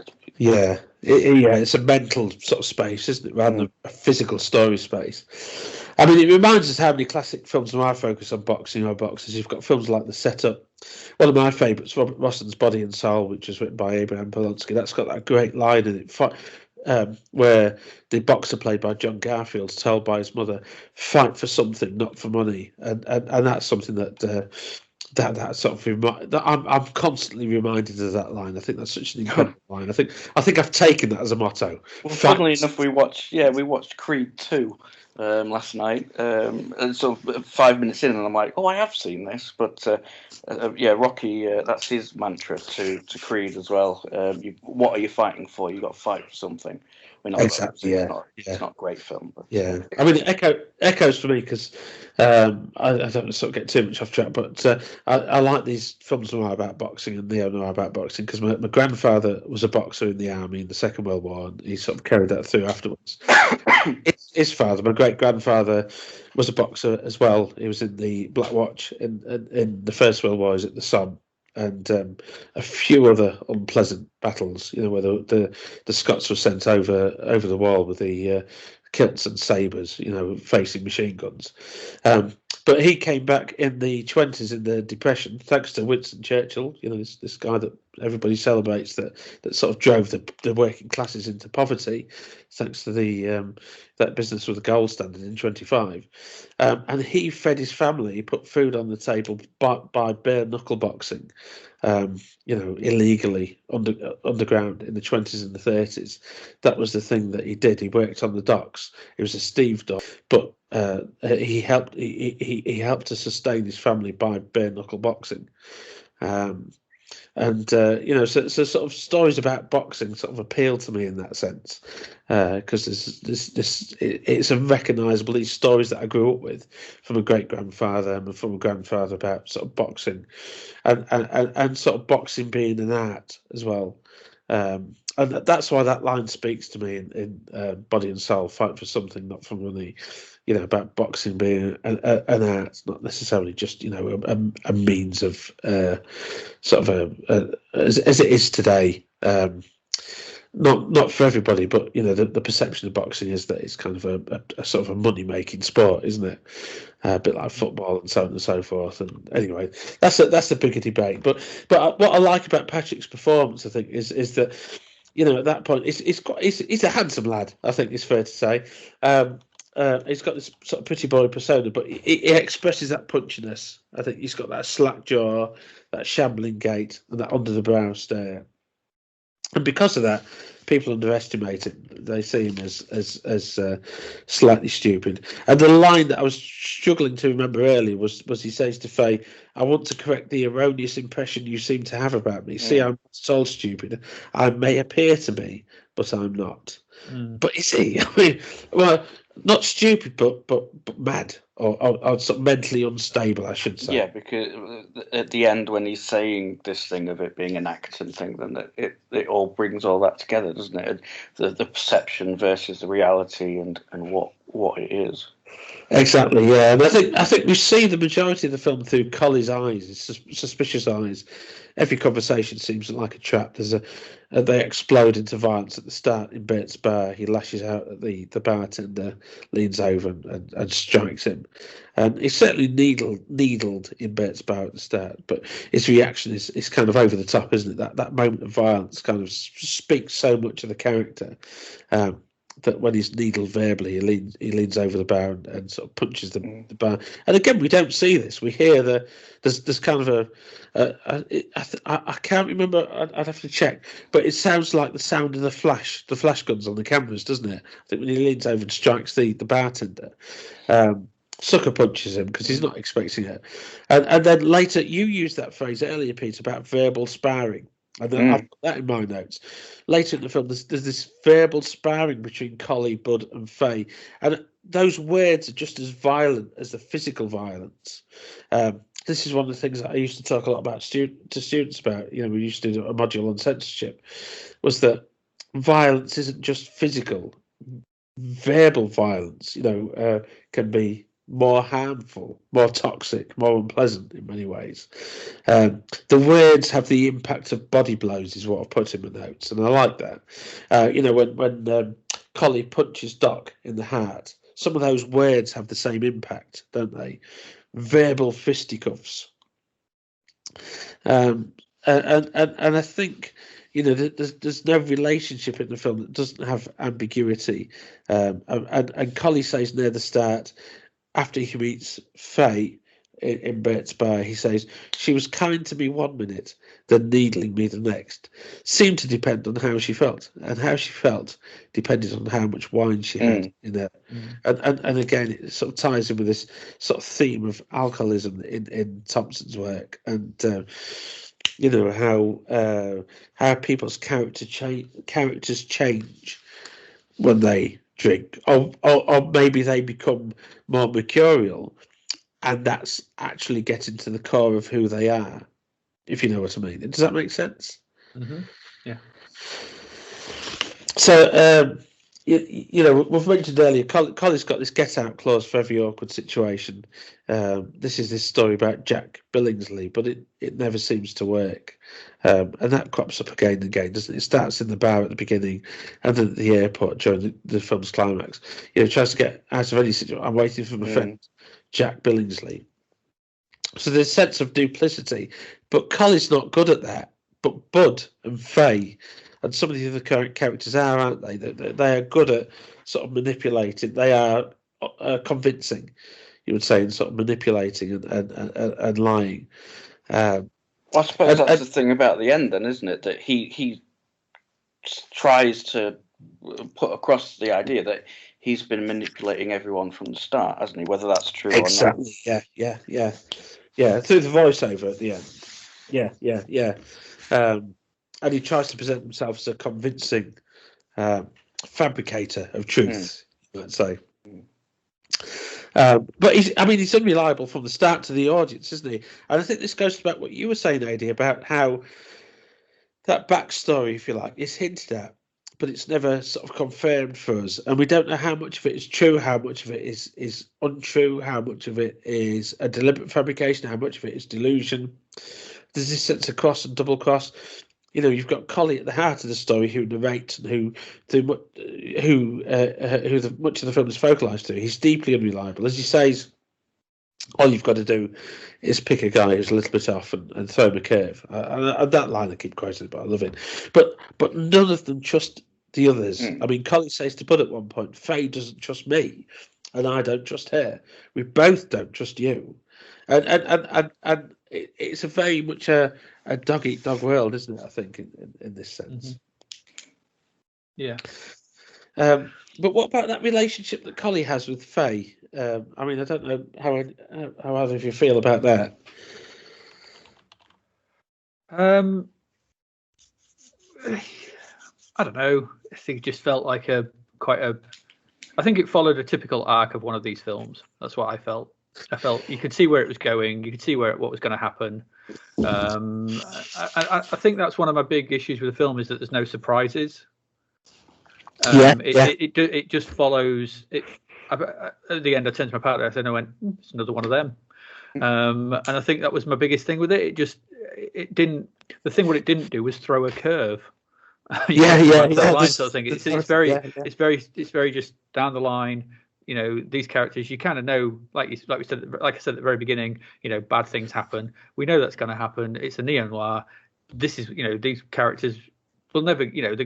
They're aiming to kidnap a kid. It's not going to end well. Bad things will happen. It does. And that's it. And I think that the relationship between those two, they'll be a bit spiky with each other, sort of thing. They will end up in bed at some point. They do. And I think by the end of it, he does the, should we say, self-sacrifice, whatever sort of thing, the noble thing, sort of thing, and gets her, she gets away with it all, sort of thing. When whatever, or does she? We don't know. Again, we never find out what happens after he dies. Or to the boy as well. I mean, that's the I think. Sorry, Aidy. I was just going to say something. I didn't find their relationship in any way sort of, it was what it was because it was part. It fitted the genre. It was part of. It was. It didn't do anything kind of interesting. I think there's a lack of. I hate to use that phrase, but there's a lack of chemistry between Patrick and Ward. I think. There's sort of there's a certain point where Faye, she knows Collie's unhinged, is mentally unstable, but after they've kidnapped the boy and he sort of approaches her in the bathrooms and he kisses her passionately, and then there's that stereotypical sort of sex scene you see in neo-noir pictures where you've got the fades to black and dissolve, very arty sort of, the hand. It reminds me very much of the sex scene in American Gigolo, the Paul Schrader film. But also there's a similar scene in Robert Rosson's Robert Bresson, Pickpockets, where there's it's just fragments of people touching other people's bodies. Yeah, it's like the one in Don't Look Now. Don't Look Now, yeah. Although that's a bit more graphic, I think. But it is, but it's that similar sort of, fragments. Elliptical, yeah. And I think that's the. I think somebody said, was it Pete? You said they end up in bed together a lot, but I think that's the only time they do. And it's it felt like a lot. It feels a lot. It does. You're right, Aidy. That's a good point. But it feels very much a sap to those conventions of neo-noir established in Body Heat. With Kathleen Turner and.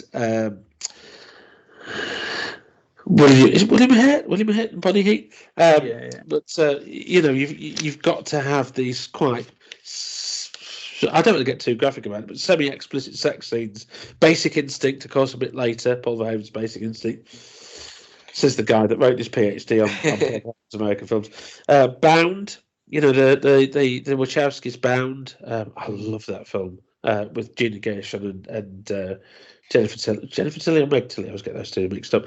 The Postman Always Rings Twice with Nicholson and help me out here, the actress's name. Jessica Lange. Jessica Lange, yeah. Which kind of it was about, did they do it for real? And Postman Always Rings Twice, wasn't there?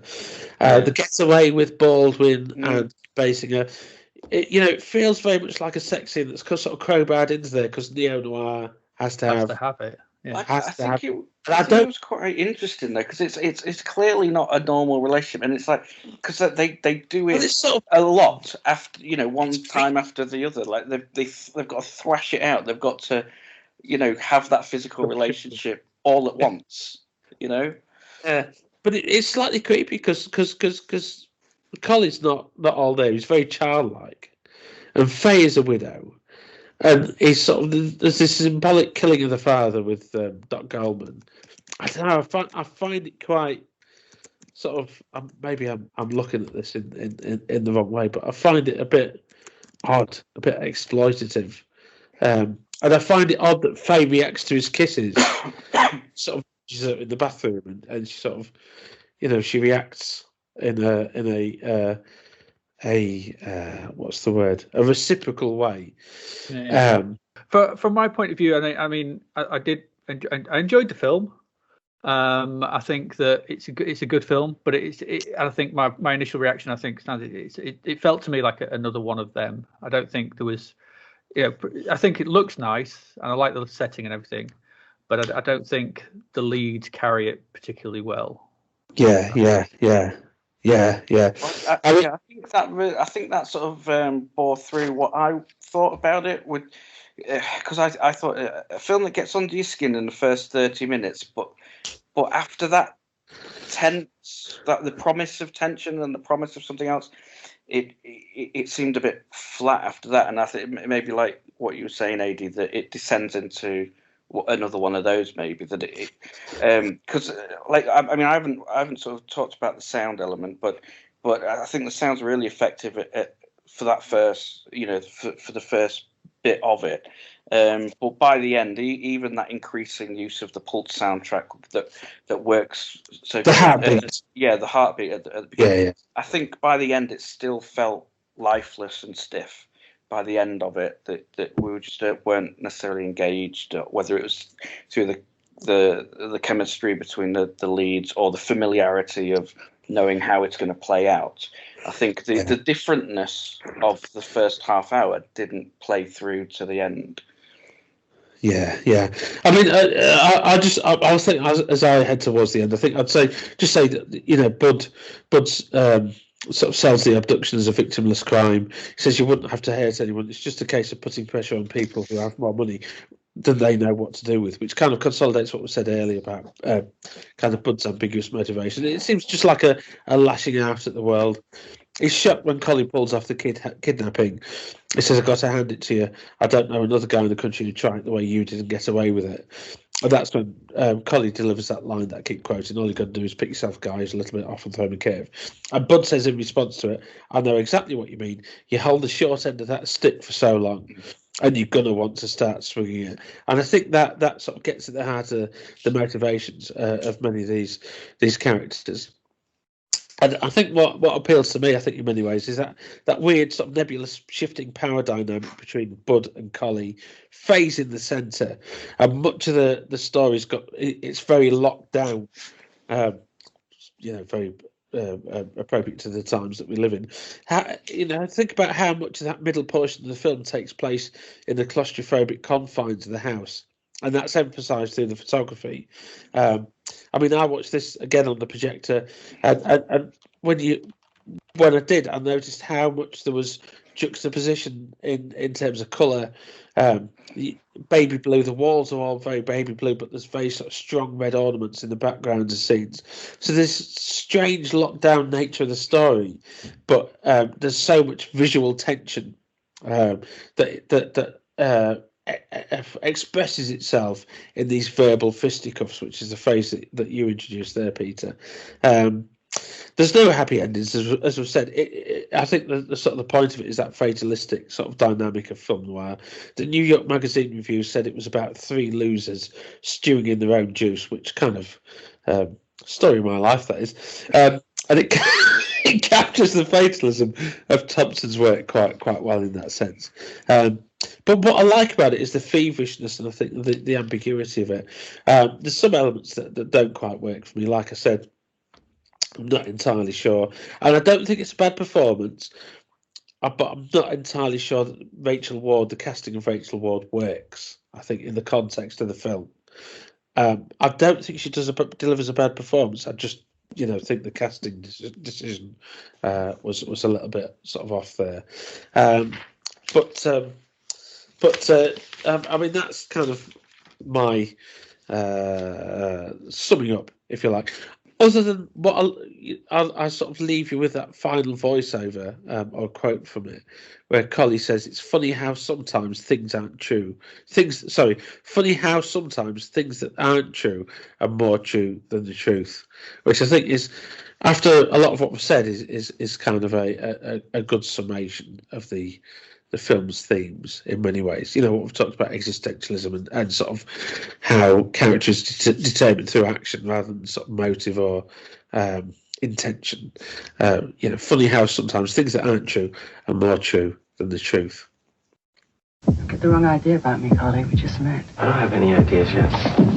Let me see what I can stir up for you. I don't want him talking you into this mess. Your family's ready to pay up.